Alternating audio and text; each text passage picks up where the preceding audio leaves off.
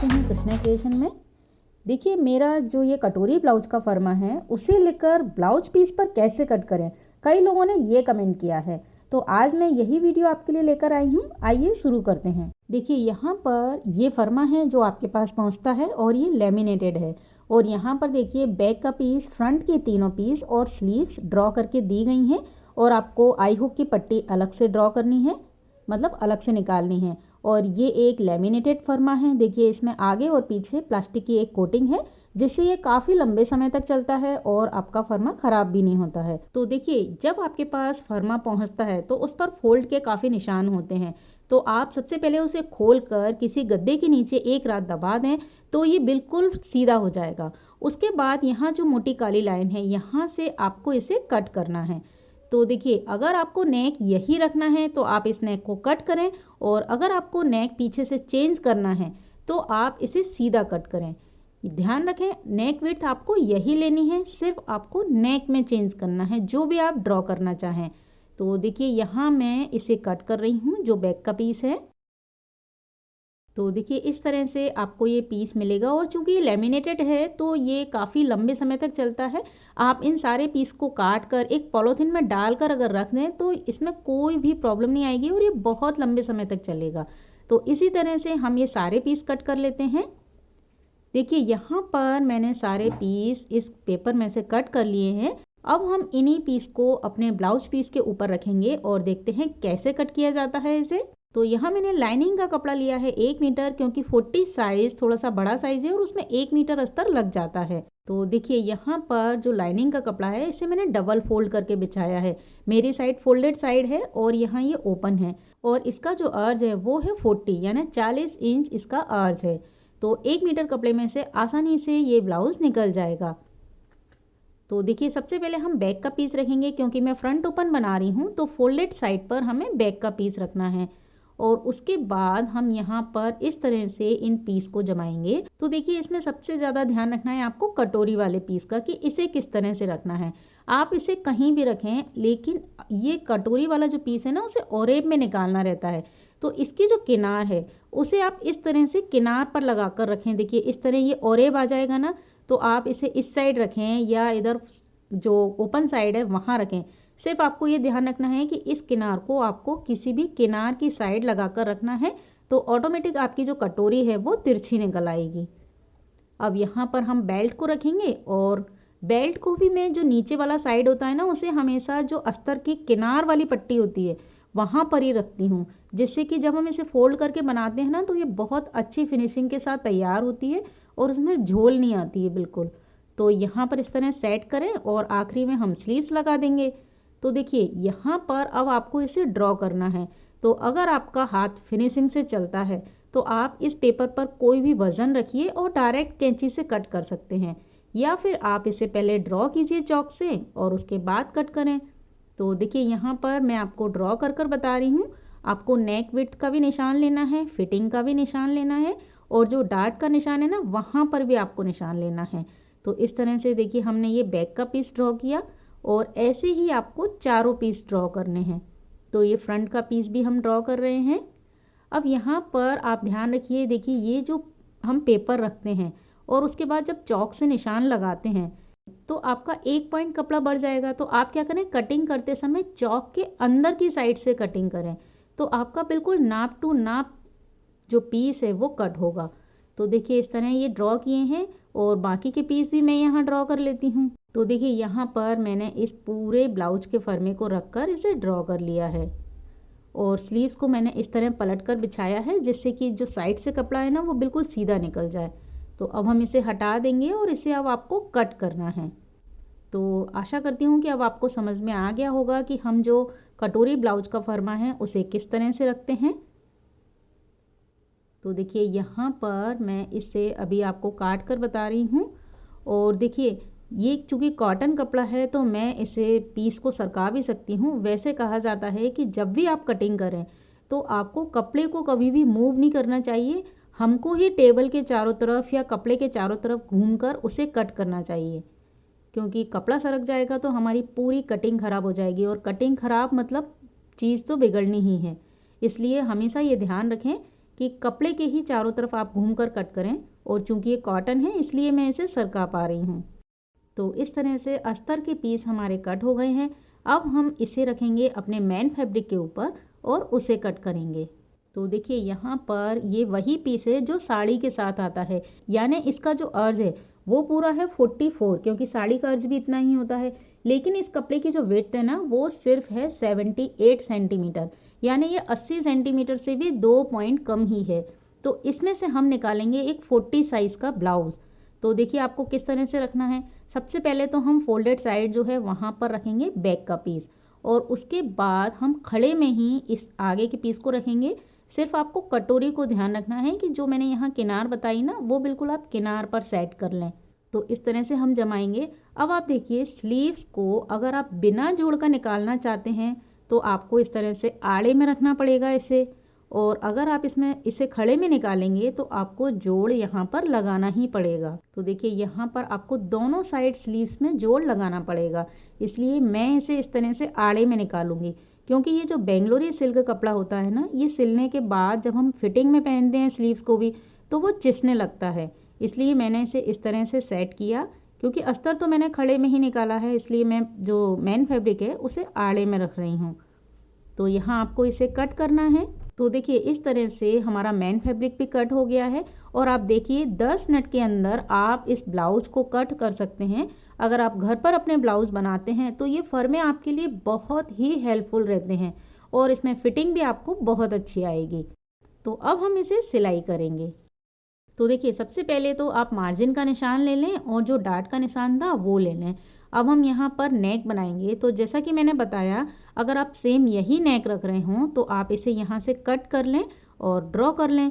लेकिन मैं यहाँ पर नेक आपको चेंज करके दिखा रही हूँ कि आप किस तरह से अपनी पसंद का कोई भी नेक बना सकते हैं। तो नेक विड्थ तो आपको सेम लेनी है जो पेपर में दी गई है। उसके बाद आपको देखना है कि आपको कितना गहरा गला बनाना है। तो मैं यहाँ पर ले रही हूँ 9 इंच। तो आप पहले 9 इंच पर निशान लगा लें। उसके बाद मैंने यहाँ से एक लाइन ड्रॉ करी 6 इंच तक, और उसके बाद इसे इस तरह से तिरछा मिला दिया। तो देखिए हम यहाँ पर इस तरह का नेक बनाएंगे। तो अब मैं इसे कट कर लेती हूँ। तो देखिए यहाँ पर हमने नेक भी कट कर लिया है। अब इसे हम मेन फैब्रिक के साथ अटैच करेंगे। तो मैंने दोनों डाट के निशान ले लिए हैं। अब हम मेन फैब्रिक और अस्तर के कपड़े को एक दूसरे के अपोजिट रखेंगे। हमको यहाँ नीचे से सिलाई लगानी है और नेक पर सिलाई लगानी है। तो देखिए मैंने यहाँ दोनों साइड सिलाई लगा ली है। अब हम इसमें जो नेक का कपड़ा है ना उसे कट कर लेंगे। अब यहाँ जो कॉर्नर है वहाँ पर आप हल्के हल्के कट कीजिए और एक साइड से हाथ डालकर इसे हम सीधा कर लेंगे। सीधा करने के बाद आप चाहें तो नीचे सिलाई लगा लें और इसे चारों तरफ से अटैच कर लें। अटैच करने के बाद नेक पर भी हम सिलाई लगा लेंगे। तो देखिए ये बिल्कुल फिनिशिंग में हमारा नेक तैयार हो गया है। तो अब आप जो बैक का पीस है उसे अपने हिसाब से डेकोरेट कर सकते हैं। तो देखिए मैंने यहाँ पर जो स्लीव्स में बॉर्डर दिया था उसकी मैचिंग की एक लेस ली है। आपने देखा होगा लेस से आप बैक में एक से एक डिज़ाइन बना सकते हैं, बहुत ही सुंदर। और उसमें क्या होता है कि हमारा ब्लाउज़ प्लेन होता है कि लेकिन सिर्फ लेस लगाने से वो एकदम डिज़ाइनर ब्लाउज़ लगने लगता है। तो यहाँ पर मैं जो डिज़ाइन बनाने वाली हूँ, देखिए सबसे पहले हम इसे चौक से बना लेंगे। तो इस तरह बनाना है और नीचे यहाँ पर मैं एक लेस लगाऊंगी। तो हम क्या करेंगे, जो डिज़ाइन बनाना है ना उसे इस तरह से फोल्ड करके दूसरी साइड भी उसका निशान ले लेंगे, क्योंकि दोनों साइड आपको सेम निशान बनाना है। ऐसा नहीं हो कि आपका एक साइड थोड़ा सा कर्व हो जाए, एक साइड थोड़ा स्ट्रेट हो जाए। तो इस तरह से आप एक जैसे निशान लें। अब हम लेस लेंगे। तो लेस पर सबसे पहले जो नीचे का वी है ना वहाँ पर आपको लेस लगानी है, जिससे कि इसके दोनों कॉर्नर है ना साइड की लेस से छुप जाएंगे। तो पहले मैं ये वी नेक बना लेती हूँ। ये देखिए मैंने इस टुकड़े को यहाँ पर सिल लिया है। अब आपको ऊपर शोल्डर से लेस लगानी है और जो वी नेक है ना उसका जो कॉर्नर है उसे छुपाते हुए लेस को कर्व देकर यहाँ इस तरह से सिलाई करनी है। तो दोनों साइड हम सिलाई कर लेते हैं। ये देखिए कितना सिंपल नेक है, लेकिन एकदम डिज़ाइनर इसका लुक आता है। तो गूगल पर कई डिज़ाइन लेस के एक से एक दिए गए हैं, आप वहाँ से पिक देख सकते हैं और लेस से अपना बैक डिज़ाइनर बना सकते हैं। तो इस तरह से बैक पीस रेडी हो गया। अब हम फ्रंट के पीस रेडी करेंगे। तो देखिए ये जो स्लीव्स और बेल्ट का जो कपड़ा है उसे आपको नीचे से फोल्ड कर तैयार करना है, जो बेल्ट है, और स्लीव्स को भी अस्तर के साथ आप फोल्ड करके तैयार कर लें। लेकिन जो ये वाला कपड़ा है और कटोरी वाला कपड़ा है इसे आपको एक दूसरे के ऊपर रख कर अटैच करना है। तो देखिए यहाँ पर मैंने ये सारे पीस तैयार कर लिए। बेल्ट को मैंने नीचे से फोल्ड कर लिया है। अब हम इन्हें अटैच करेंगे तो उससे पहले आपको जो कटोरी वाला पीस है वहाँ पर डार्ट लेनी है। तो जो डार्ट का हमने निशान लिया था ना, नीचे से हल्के हल्के 2 कट थे यहाँ पर, यहाँ आपको डार्ट लगानी है। तो इसे कितना लंबा लगाना है, तो देखिए इसका जो नाप है वो इस तरह से है कि हम ऊपर के कॉर्नर से नीचे तक का पहले मेज़र करेंगे। तो ये आ रहा है 10 इंच। अब इसका जो हाफ होगा उससे 1 इंच नीचे आपको निशान लगाना है। तो मैंने 5 इंच, इसका हाफ है तो 6 इंच पर निशान लगा दिया है। अब यहाँ तक आपको इसे लेना है। तो इसकी चौड़ाई 3 इंच है, क्योंकि ये 40 चेस्ट का है तो मैं यहाँ पर 3 इंच की डार्ट लेती हूँ। तो इस तरह से हमने निशान लगा लिया। ये निशान आप दूसरी टुक्की पर भी ले लें और यहाँ पर डार्ट लगा लें। तो देखिए यहाँ जो टुक्की है वहाँ पर मैंने डार्ट ले ली और इसे नीचे से इस तरह तिरछा फोल्ड भी कर लिया है। अब हम इसे अटैच करेंगे। तो यहाँ पर सबसे पहले इन दोनों कपड़ों को अटैच करेंगे हम, और उसके बाद आपको बेल्ट अटैच करना है।